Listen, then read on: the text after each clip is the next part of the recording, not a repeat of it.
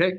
Good evening, everyone. We will get started here shortly. I see some folks still trickling in.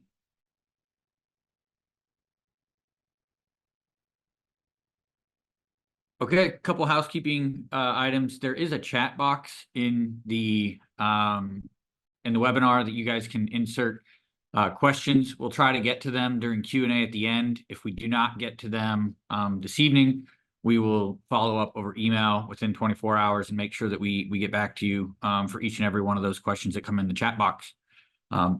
Looking forward to a great evening here tonight. I've got myself and Alex Chernyovsky from TUSK Practice Sales. Got a lot of ground to cover. And thank you all for taking some time out of your busy and hectic lives to be here with us this evening. So quick overview, myself, Ryan Mingus, Managing Director at TUSK Practice Sales, have been here for a little over 4 years now, and have really enjoyed every single opportunity we've had to work with our clients and help them in the sale of their life's work. It's just been a great journey here, and I'm glad to be joined by my colleague, Alex Chernyovsky, also Managing Director at TUSK Practice Sales. We joined about the same time, and couldn't be more excited to be here with you, Alex, tonight. Yeah, good to be here, Ryan. No better way to spend an evening. Just crossed the 4-year threshold as well. It's been amazing. The clients, the businesses, the evolution of the dental landscape has just been really engaging for me from a operations perspective, and really just excited to spend some time here tonight talking about what we're seeing in 2024. Yeah, it's crazy to believe that we're almost through the first quarter. Felt like January was just humming along nicely, and there was this big full year in front of us, and then next thing you know, we blink and we're almost through the first quarter. So really looking forward to recapping what we've seen year to date, and an outlook for the remainder of the year. We were founded by our president, Kevin Cumbus, and he is sort of the brainchild of this organization, and has really built a really well-rounded group of individuals with deep ties in dentistry, deep ties in the financial services sector, private equity worlds, et cetera. So those of you on the call that have had a chance to meet a lot of our team members, couldn't be here without them. We also have just more individuals here. Our business development team, a lot of the folks on this call might be currently interacting with them. The unsung heroes of the organization are certainly our marketing team. They're the ones that keep us organized and keep events like this happening for ourselves and for the industry. I think it's important to touch on a little bit of differentiation between TUSK and other folks that are doing this in the industry. We feel that we are uniquely suited to represent our clients in their journey through a marketed sales process and through their search for a private equity group in order to take their DSO or large group practice to the next level, or partnering directly with a strategic existing DSO. And our backgrounds are really deeply rooted in the finance, investment banking, PE, and mergers and acquisitions world. So these are a collection of all the brands and organizations that TUSK employees have worked for within those sectors. And then you couple that with our deep experience in the DSO, medical device sort of sectors, and broader healthcare sectors. And that's really where TUSK lives, is at that nexus. And it creates a really great opportunity for our clients to benefit from this collection of experience, so that they're getting somebody that has seen roll-ups happen before. Me personally, I was late in the game with respect to ambulatory surgery center consolidation. I kind of came into that in the 7th or 8th inning and watched that get to kind of full consolidation. And then I joined TUSK when I would say dental was probably in the 3rd inning, and if we're sitting in the 5th inning today, get to leverage the experience I have from working in the ASC world and a latter element, a latter portion of the consolidation. So I think that it's important to point that out. I think that it's certainly a differentiator between us and some of our competitors out there. So for those of you that don't know, we have 14 team members. we are headquartered here in Charlotte, North Carolina, with the majority of the team being headquartered here, but we've got individuals spread across the country as far west as Utah. We've got over 125 years of healthcare industry experience, with the majority of that being in the dental space. 45 years collectively of investment banking and private equity experience. And to date, we've completed over $1 billion worth of transactions within the healthcare field. So that's just at TUSK. That is not outside of our collective experiences here. So TUSK certainly has a long track record in the space, and couldn't be more proud of the work we've done for both our clients and broadly in the dental industry. So wanted to point out our process. We feel that our patented marketed sales process yields the best outcomes for our clients. It does truly create and generate win-win-win scenarios whereby our clients are probably benefiting, and they're our main focal point. But it's also important for us to make sure that we're creating deals and that are additive to the dental industry, and not just selling practices for the sake of selling practices. We are deeply rooted in the dental industry. TUSK needs the DSO world to continue to grow, continue to mature, and continue to thrive. So that's why the partnerships that we create, we need them to also be a win for the buyer and for the patient base that our clients represent as well. So when we discuss or reference a win-win-win, that's really what we're speaking about. Our clients come first and foremost, obviously, but then creating a transaction where the buy side gets to benefit, and it truly does create a 1 + 1 = 3, that ultimately gets to benefit the patient base as well, and sets the DSO industry up for success. We're going to talk in a little bit about some of the potential recapitalization events that are going to be coming to fruition. And, we are cheering for those, and we want to make sure that we create partnerships and deals that are additive and that ultimately drive each one of these DSOs toward a successful recapitalization event, so that our clients get to be the beneficiary in the form of being a shareholder. And then the investors of those private equity groups get to be the beneficiary of a liquidity event and get to move on, and that private equity group gets to go do it again. So that's what we feel this process yields for our clients. It's probably 80% reproduced every single time, with 20% customization taking place for each and every client. But we feel that we've learned a lot and iterated a lot on our process over the years. And for those of you that ever opt to go to market, this is the process that you'd be going through. So I'm going to go through a bit of a market update with you guys this evening, give you a recap on some recent transactions. Probably for the last 2.5 quarters is what I'm going to go through and share numbers on. I'm going to talk to what we're hearing from sellers in the space, operators of these businesses, both our clients, prospective clients, and folks that might be a couple of years out from doing a transaction, but we get the benefit of speaking to on a very regular basis and staying in touch with. And then we're going to speak to what's going on with the buy side at a pretty high level, but definitely want to cover what we're hearing from the buy side and share that information with you all to your benefit as you guys are operating businesses and ultimately looking to time the market, perhaps. Think it's important for you guys to have that up-to-date information. So, and then Alex is really going to take over the reins and kind of put his buy-side glasses on this evening and speak to you all from the perspective of a buyer in an unvarnished capacity versus the elevator pitch or the pitch that you receive when you're being courted by the buy side. We're kind of going to give you that unvarnished peek behind the curtain, so to speak. So looking forward to that. Starting off with recent deals by the numbers, I'd reference this is probably about 2.5 quarters worth of deals. So it's kind of year-to-date numbers plus the latter part of 2023. But we completed over $264 million worth of deal value during this time period.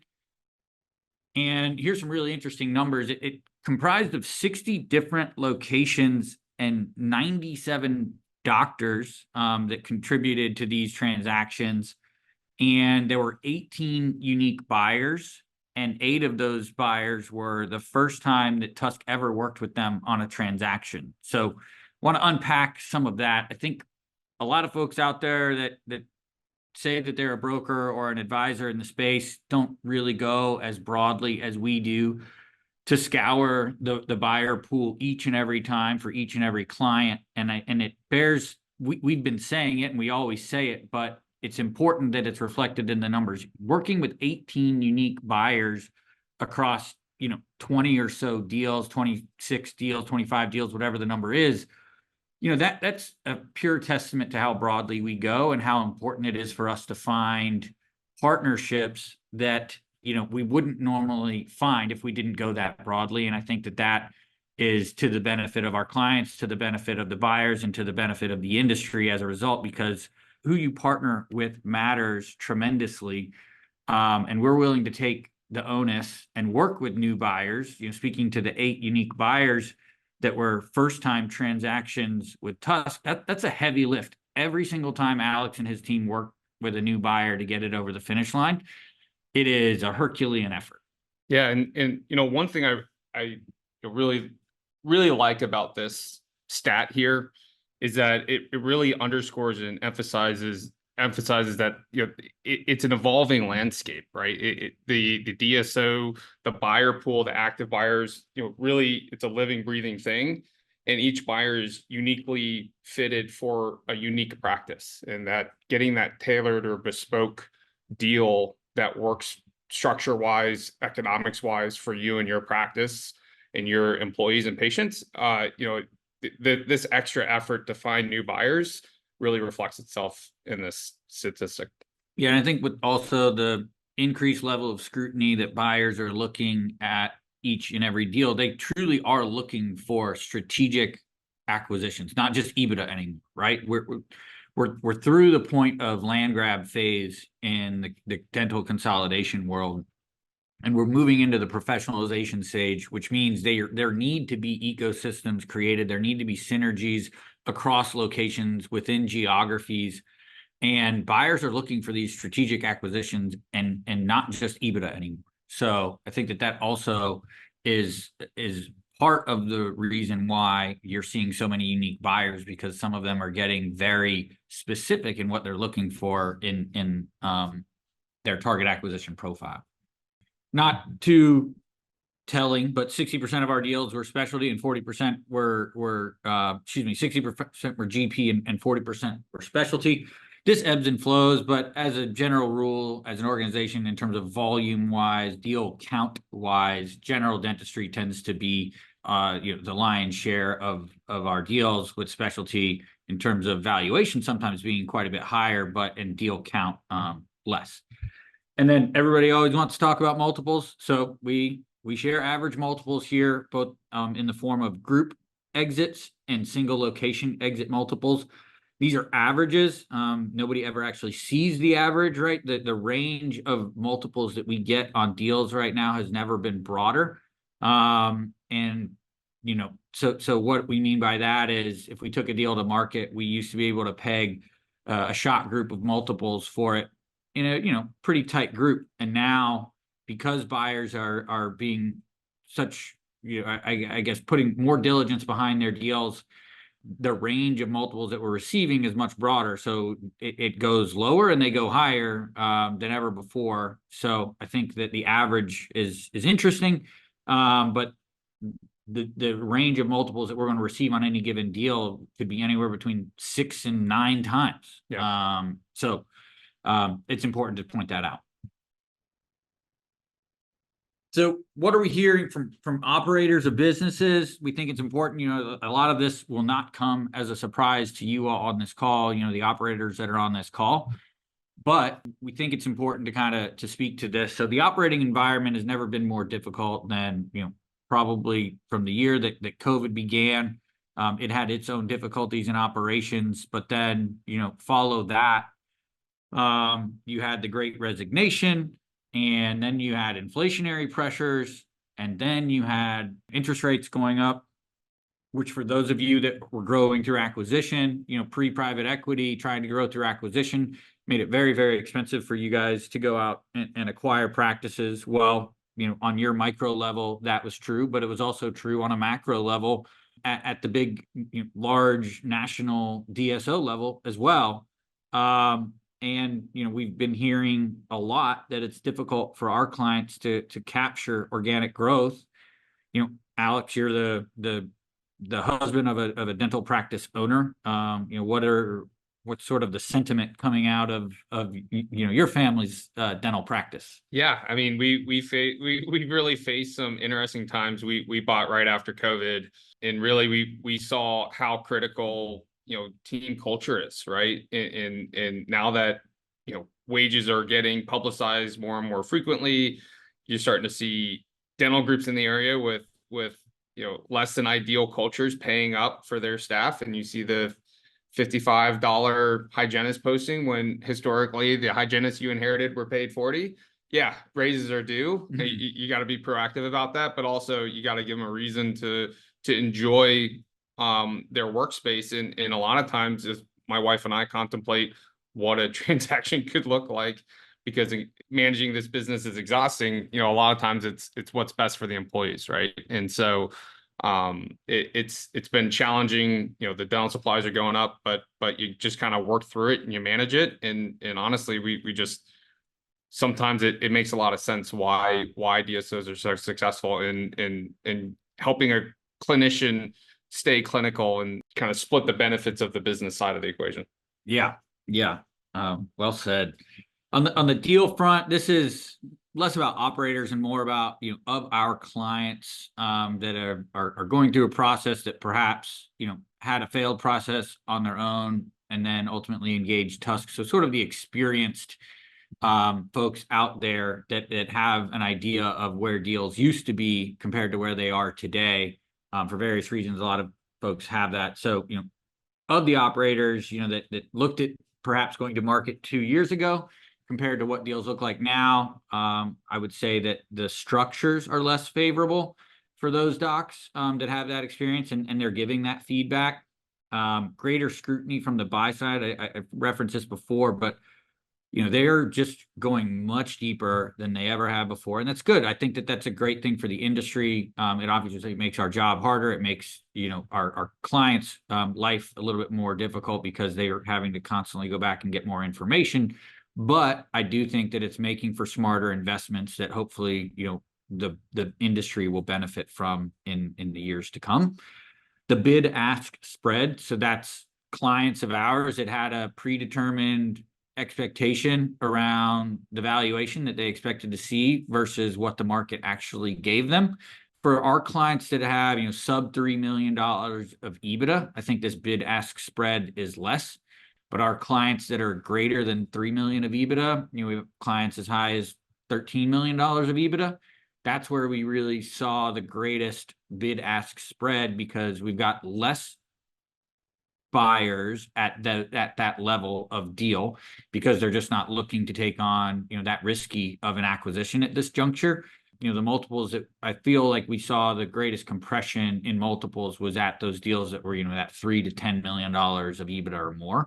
But the bid-ask spread is relevant and prevalent, and continues to be something that we have to navigate. But lucky for us, we go broad enough that we're at least able to bring a couple groups that can ring the bell with respect to valuation, whereas maybe we used to be able to bring 4 or 5.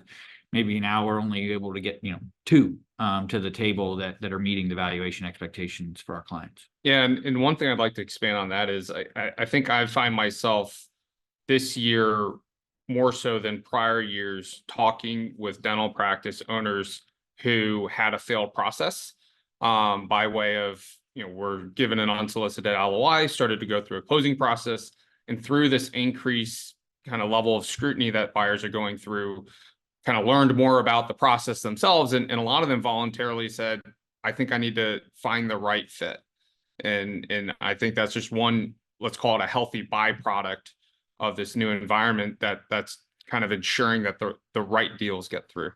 Yeah, so that's twofold, right? One, that the deal and you find the right partner, but in terms of like quality of life, ability to execute on the vision that you have post for the next phase of your career, but also who's going to produce the return that you want, because all of our clients are going to be rolling equity in some form or fashion, most of which, there's going to be an element of holding company equity in the deal. And who's going to produce a return on that equity, who's going to give them the greatest likelihood within a time frame that is acceptable. So who the right DSO to roll equity with is really important, and probably something that we spend more time on than ever before, because of some of the news that's come out around some of these groups that have gone through recapitalization events and weren't able to produce the returns that their docs were expecting. So what are we hearing from the buy side? This is, sort of the inside scoop that you get from TUSK, the benefit of being on these webinars and hearing, what we're hearing through all of our channels. I think you probably ad nauseum have heard the term pencils down since probably mid-year 2023. That's when a lot of these groups just turned off the M&A spigot. Basically fired their business development teams, their M&A teams, and have really focused on organic growth. Again, I think this is a good thing for the industry. It's necessary, and it's a byproduct of the maturation of the industry. Eventually, they will not be able to grow through M&A at the same pace that they have historically, so they have to look at other mechanisms. There are three prongs really to growth in the DSO world. The biggest one being mergers and acquisitions. Go out there and acquire, integrate. The next one is organic growth. So once they're able to, commence this or close the acquisition, well, how do we grow these businesses post close? How do we benefit from the synergies, benefit from the economies of scale, et cetera, to achieve organic EBITDA growth within those locations? And then finally, which is less common but is becoming a more common strategy, that would be the de novo model. So you've got Heartland Dental that's out there producing de novos. You've got an organization like Aspen that does zero M&A but grows purely through de novos. So the de novo strategy is not as common yet, but I think that as the dental industry matures, you're going to see more and more of these DSOs adopt that strategy, because they can't purely grow through M&A anymore. So a lot of these groups are developing that muscle for the first time, the organic growth muscle, that is. So that's what we're still hearing. That we even saw one of a very active DSO through 2023 recently go pencils down, which was a bit of a surprise to us. But these groups have their ebbs and their flow, and they're all going through different cycles. So we certainly understand why they did it, but we're hoping to have them as a buyer in 2024. But unfortunately, it doesn't look like it's going to be the case. We have been in market with over 30 deals this year already, in some form or fashion, either currently under LOI or in market or about to go to market. And as a result, we've spoken to a lot of different DSOs, and in their pitches to our clients, they are articulating and producing projections on where they expect to recapitalize, when they expect to recapitalize, what type of return our clients should be expecting if they were to go with them. So we're constantly hearing these pitches, and we feel really, really confident that there are going to be some very large DSOs get a recapitalization done in Q2 of 2024. So we are all rooting for that. I think it'll be great wind in the sails for the buy side in general, and I think everybody would be the beneficiary of that good news in the industry. Yeah, absolutely. Finally, we newer DSOs have luckily come into the space for the benefit of our clients, in our world, to offset a lot of these larger DSOs that have gone pencils down, to allow for really competitive processes for our clients.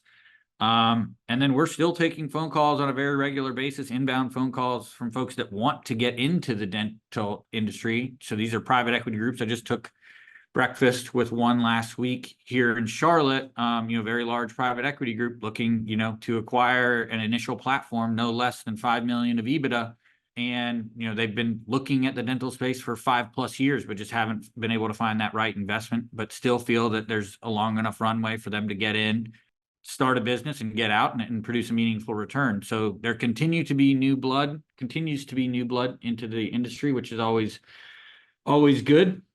But without the new groups coming in, I think that we would have had a really, really difficult 2023 and I think a pretty poor outlook on 24. But we were able to get 8 deals done with new first-time buyers at TUSK. So now we've got some great momentum with some new buyers and have had a great time getting to know them, going through the trials and tribulations of working with a first-time buyer, but really happy with the processes we're able to create for our clients. Yeah, it's been a really healthy transition, and honestly, I think a lot of these new groups, that are entering the market, right? They are starting up from the get-go, prepared for this interest rate environment from a cash flow management perspective, understand what the parameters are for a good partnership for them, and honestly, having this refreshed perspective and approach to partnering with dentists is ultimately really great for our clients. And honestly, when you are one of those initial acquisitions, there's a lot of meaningful upside for our clients in terms of being one of the starting acquisitions with the $1 a share purchase price. Yeah, the ground floor equity is a real thing. We've had the benefit of creating new DSOs and having our clients have that opportunity. And it's really great, but with it comes, a little bit of a more difficult closing environment and potentially higher risk, with respect to the equity that you are rolling because it's just not as an established group. So we're going to talk about the reality of an unrepresented offer. We discussed earlier, this is really us giving you the unvarnished view from the buy side. We've had a number of folks at TUSK opposite of us on deals. They were on the buy side out there actively trying to convince doctors to partner with their organization or sell their business to their organization in an unsolicited manner, non-represented deals. So we think it's important for you to share that information that we have and the knowledge that we have as an organization. And so it's a bit of a learning opportunity here, but hopefully it will become clear to you on the phone how exactly these DSOs make money and produce meaningful returns to the limited partners that invested with their group in the form of EBITDA arbitrage. So we're going to be referencing arbitrage a lot in this section. So hopefully by the end of this, you'll have a much cleaner vision of how DSOs make money and what that means to you, because you're ultimately a shareholder in these DSOs. So it should be a really great opportunity for you guys. Thanks, Ryan. Yeah, so as Ryan mentioned earlier, this is somewhat of an unvarnished viewpoint. It's important to note that as we value businesses and anticipate processes and try to give our clients the best view possible as to what the outcome likely looks like for their transaction, it's important that my team, myself, we develop this perspective and view of how buyers will look at these businesses, so as to anticipate conversations that will be taking place anywhere from 3 to 6 months down the road, but also ensure that we are positioning these businesses both from a modeling perspective and also from a marketing perspective in the best possible light. And so right now, buyers are really focusing on these 3 things: quantifying synergies, mitigating risk, and enhancing arbitrage, creating arbitrage to maximize returns to their shareholders. Really understanding how a marketed process can enhance outcomes for buyers it really gives our M&A team something to pull on when going through letters of intent and trying to identify the best outcome and offer for our clients. So from a synergistic perspective, I hear this one a lot: PPO contracts. Look, economies of scale is a real thing, right? And a lot of times a buyer can look at the procedures performed with the insurance provider that was in network with the target and say, we expect XYZ lift on that procedure. And when you map it out, a lot of times a buyer will look at a practice with a different revenue number than the revenue number that was experienced by that owner. And so this is kind of the first and foremost of synergistic benefits, having a payer pay more per procedure. And a lot of times our clients are the beneficiaries of that because, if they stay on as an associate with a percentage of collections, a lot of them experience a nice production lift, which is really great. Purchasing efficiencies, there's a little more ambiguous, but oftentimes, there's some meaningful savings to be had when a large provider of dental services pairs up with a large supplier of dental vendor items in terms of both labs and supplies.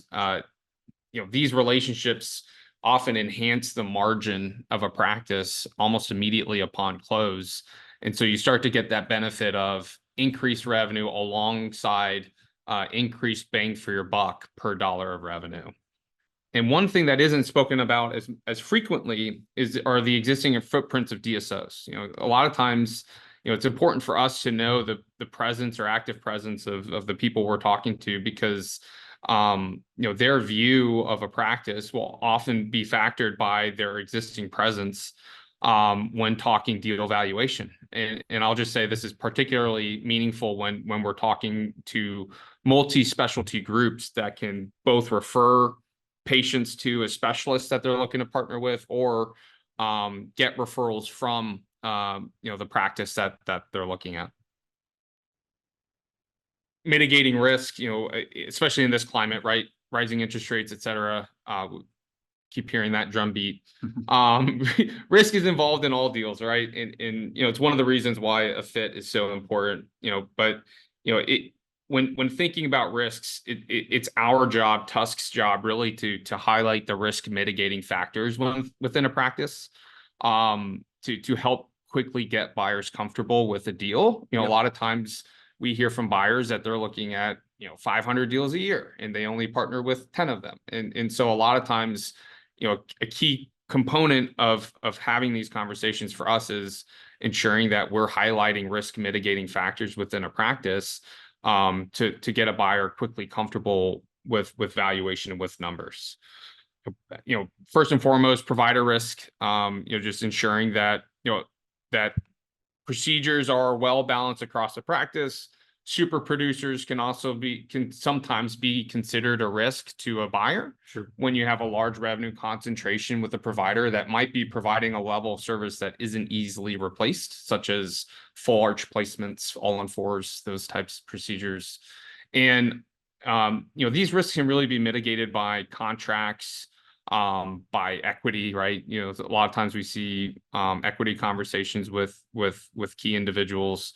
But these are things that buyers need to get comfortable with. And a lot of times, there is a path for getting all parties comfortable and aligned to ensure long-term, we'll call it post-close success. Sure.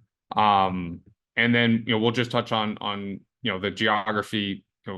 I think we had a client recently who had practices centered in Arizona as well as North Carolina and was flying between the two. These are things that sometimes can add curveballs to a transaction, but we were actually able to find, the right buyer with the right resources and synergies to get our client what they were looking for in terms of post-life close, from a clinical perspective, as well as kind of meet the boxes from a multiple economics perspective. But oftentimes geography can be one of those wrinkles that buyers are looking into or looking at more and more. We sometimes ask our clients to put themselves in an investor's shoe, and like, your business is an asset to an acquirer, and where does the risk live in your business? Kind of do like an internal SWOT analysis to get an idea of like, what do we want to highlight, what do we want to understand that might be perceived as a weakness that we want to make sure that we talk to in the right way, because some buyers, that weakness might not be that much of a weakness. Like if you're a specialty group, and you're being courted by a general dentist, a GP centric DSO, well, yeah, like your provider risk is much higher than if you were talking to a specialty specific DSO that had a lot of access to younger doctors and recruitment and all that. So, your business isn't the same or isn't looked at the same way by every single DSO, which is kind of what we want to make sure that we highlight here is you need to go broad because your business doesn't look the same to each and every DSO. So Yeah, absolutely.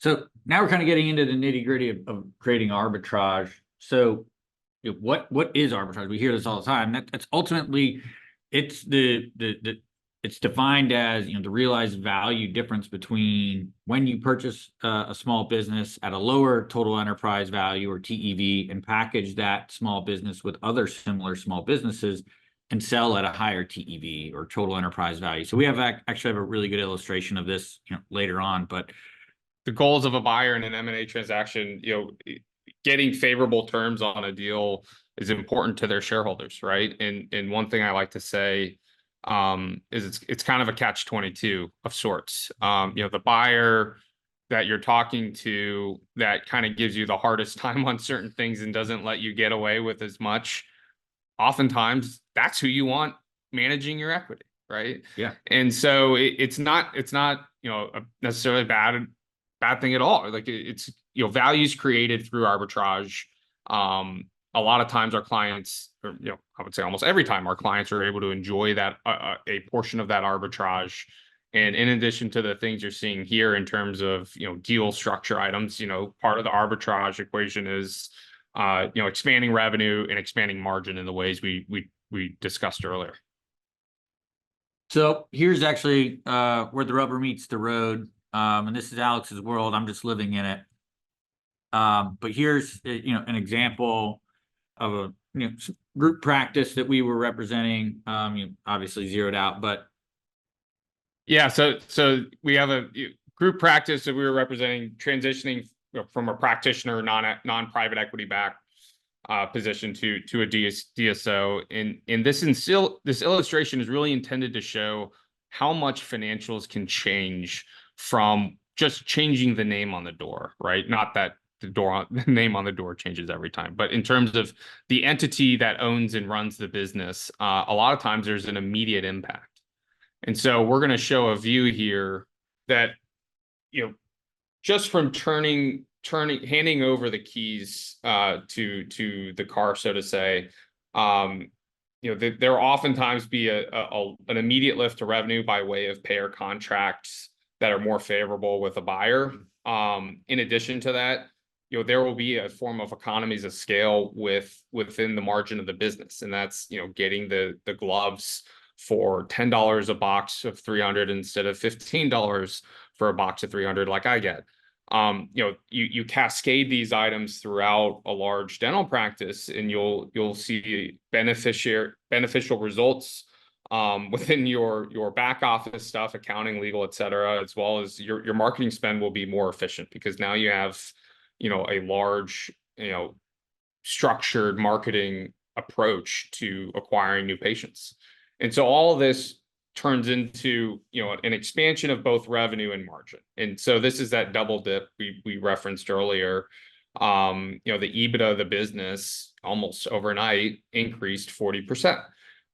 So what does that mean? So it means you get an 8x on your deal, which is awesome, right? Yeah. Like a lot of times when I'm talking to people, investment bankers from other industries, and they hear 8x, they're like, well, that's not really fiscally responsible. And I think they just don't really have a true appreciation for the type of synergistic benefits that a dental practice can get with a well-oiled operator behind the wheel. Yeah, so that 5x is what all of these DSOs are shooting for with respect to the average multiple that they have on all their acquisitions at the time that they go to market, and ideally even lower than that, because the commitment that they made to their limited partners was 20% compound annual growth, and if over a 5-year period you've got to produce really meaningful growth in that organization. And so having a 5x and going out and getting a higher multiple, that's the arbitrage, the spread between the average acquisition multiple on their book of practices when they go to market versus the multiple that they get in market is the arbitrage that the limited partners get to, ultimately benefit from. They get their return back, but also you as a shareholder get that as well. So, in this example, if the effective multiple on your deal was a 5x and they go out to market and get a 14 times, well, that arbitrage is gets to be passed along to those shareholders. Now, if you sold to that DSO 1 year before they went to market, the arbitrage that you should expect isn't going to be quite as high than, that one of the doctors that sold within the first year of the 5-year run. That being said, it's important to know when you partner with that group matters and how much runway you have, but ultimately how much risk you had to bear along the way. But this is the arbitrage that these groups are focusing on, and this is the sweet spot where they want to be, where the seller benefited greatly. They got an 8x on their actual true EBITDA. And that's where they got to monetize, call it 60-70% of that in the form of cash at close. And then the rest of their dollars go into equity. And now they get to benefit from the arbitrage.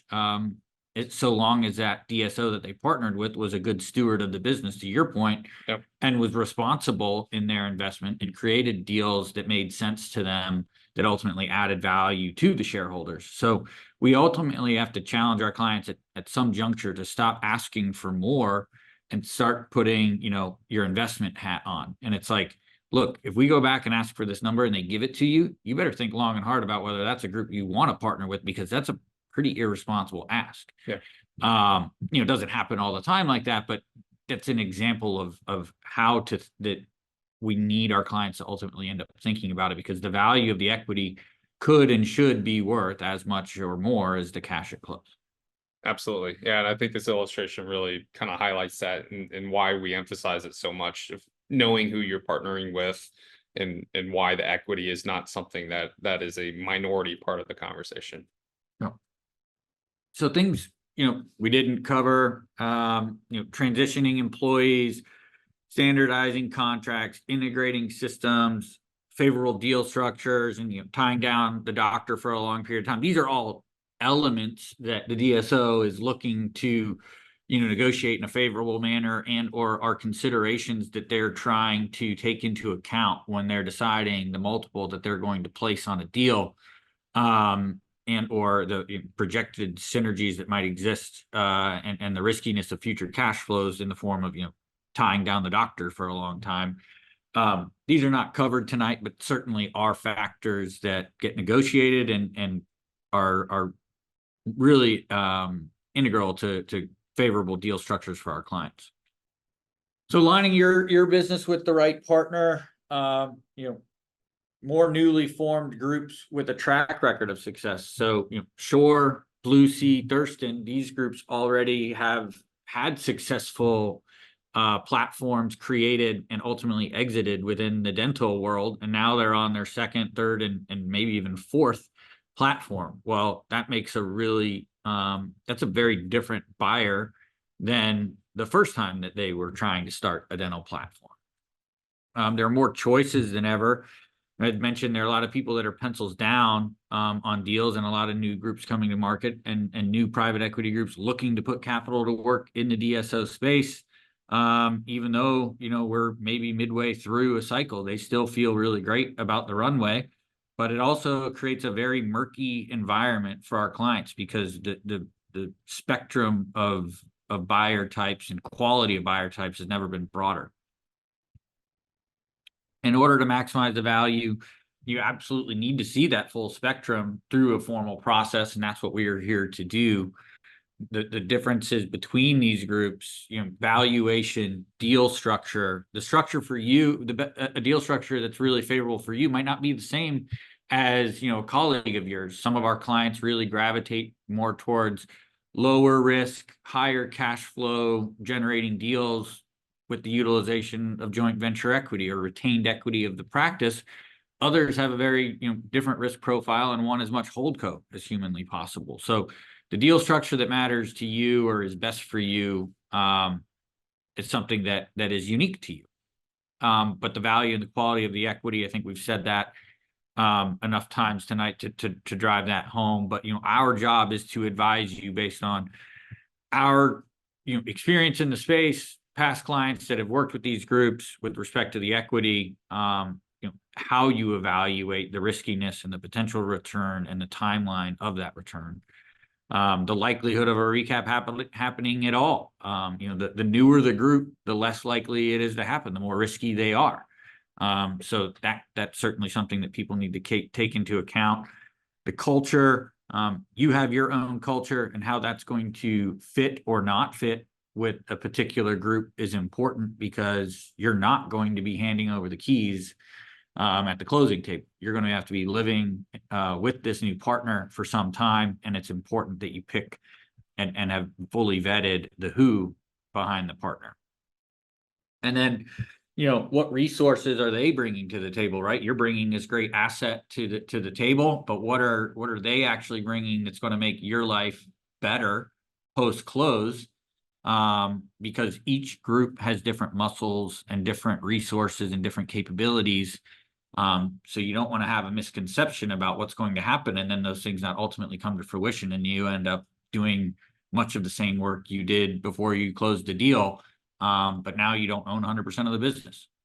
So this is the work product that we develop. This is just an example of work product that we pull together for our clients as they're trying to weigh. So this is a client of ours that had 6 different offers. These were all strategic acquirers, no private equity groups. So it's DSOs 1 through 6. And this is not including clinical compensation.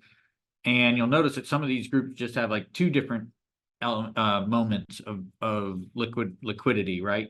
With DSO 1 only having year 3 and at the closing table, where some of the other ones have adopted or put forth a joint venture structure, which produces cash flows for our clients throughout the life of the transaction. So it's important to lay these out and look at them in a time horizon that you ultimately want to have your full liquidity and full exit from the business. Some of our clients do these in 3 years, some of them do them in 10 years, but it's our job to develop the work product that helps them weigh all the options. It's always interesting. We get clients all the time, right, saying like, oh, it's not a good time to go to market. Everybody's got their best year. Yeah. They're looking for and what's interesting is like they're always pursuing that banner here, right? And that's why their business is so great and so fun to look at, right? It's kind of one leads to the other, right? But there is something to be said for bird in the hand's worth 2 in the bush, and we always develop a deep understanding of our clients' businesses for a couple reasons. One of which being, is this the right time for them to sell? Yeah. And sometimes the conversation is, look, you have a great business today. You're going to experience a great outcome, but honestly, we do see brighter horizons in the near future, and there's meaningful low hanging fruit that we need to let mature in the business. Yeah. So this is a great example and case study of that. I'd say every client in some form or fashion, we do this exercise with respect to, like, once we get them officially onboarded, we take a look at the business, we compare that to the period that we had, prior to onboarding, when we got to know them and got to know their business. It's usually a little bit of an older time period. So we go through this exercise with everybody, and sometimes we actually do exactly what we did here and hit pause before going to market. Other times we just utilize these findings to incorporate into the pitch book and incorporate into the narrative for the buyers. But in this example, we brought on a client and we established an EBITDA. We'll call it EBITDA V1. They had already had a couple offers from other buyers, but ultimately decided that they wanted to run a true formal process and give themselves the best chance at maximizing the valuation and fully exploring the market, because they just didn't know all the players to bring to the table. So we established our first EBITDA calculation and applied, an estimated multiple to that to ultimately establish an estimated total enterprise value at that stage. But we did identify some growth trends and expense reduction within the business. Yeah, and it was a multi-location ortho group, and one of the things we do is we spend a lot of time in the operations of the business. So we're pulling down practice management software reports. We're looking at them. We're looking at the differences year over year, and we just saw visually a change in approach to how starts are produced and how they're handled. Upon gaining more intimate knowledge of the business, we really advised, look, the way ortho contracts are structured, the way you receive payments over time, if we sell today, there is going to be a meaningful amount of core EBITDA, we'll call it, that won't be realized in the transaction dollar for dollar like it would if we waited a few months. Yep. So it's like estimated EBITDA. So this is, almost, we developed an internal pro forma, said, look, we could take you to market right now and you're going to see some maturation. And if we apply that same multiple, you would be valuation 2, which is, above where we were before, because we know that if we go to market, then we're going to achieve additional months in our trailing 12-month period when we go to quality of earnings, and he would benefit from that. But if we actually advised to wait, was it almost like 4 months? Yeah, it was over a quarter. Yep. It was a little, over a quarter, to just completely hold and let it truly materialize, which is what we did. So when we actually went to market, we had a true version 2 of EBITDA that allowed for that recent growth to materialize and allowed the owner to address some low-hanging fruit in the business that we were going to be able to orient buyers to get them comfortable. So that was about a 36% increase from the onboarding valuation 1 that we had projected, assuming the same multiple. Yeah, and I'll just say a critical thing at this juncture was we identified kind of the definitive valuation period that would be best for our client.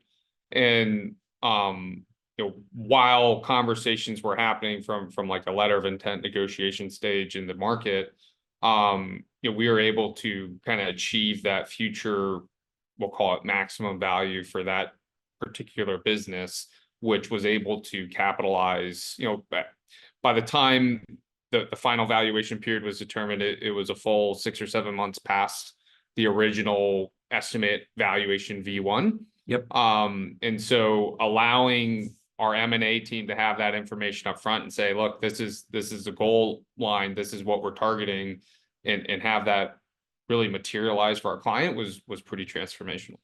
Yeah. So that's what, version 2 is what we took to market. EBITDA 2 is what we took to market after, sat on the business for 4 months or so, took it to market with a more recent trailing 12-month period. And then we got to EBITDA version 3, because on the other side of the marketed process, call it 3-4 months, we were in market entertaining all the buyers. By the time we went to quality of earnings, we had an additional 3 months to 4 months that was going to be included in the trailing 12-month period for the valuation. So that's where we got to EBITDA 3. And then you applied the market multiple that bared out through the competitive process. And that's how we actually got to valuation 4. That was to the benefit of our client, and actually was a 78% increase from the onboarding. So that 4-month period, along with the marketed process, and we negotiated in our LOIs factors that were going to make sure that we captured all of that upside in the most recent period, got to a valuation that was well above what we would have if we had gone to market originally. So this is, it wasn't to our benefit, right? We don't get paid until the deal gets done, but we felt like it was absolutely in our client's best interest to wait that 4 months before going to market, and got to be the beneficiary of that, and tell this great story on behalf of the organization. Yeah. So we're running a little long, so we're not going to get to the Q&A, but absolutely. Please reach out to us. We do complimentary evaluation studies for prospective clients each and every day. How many did we do in 2023? We did 400 individual businesses. There you go. 400 individual businesses.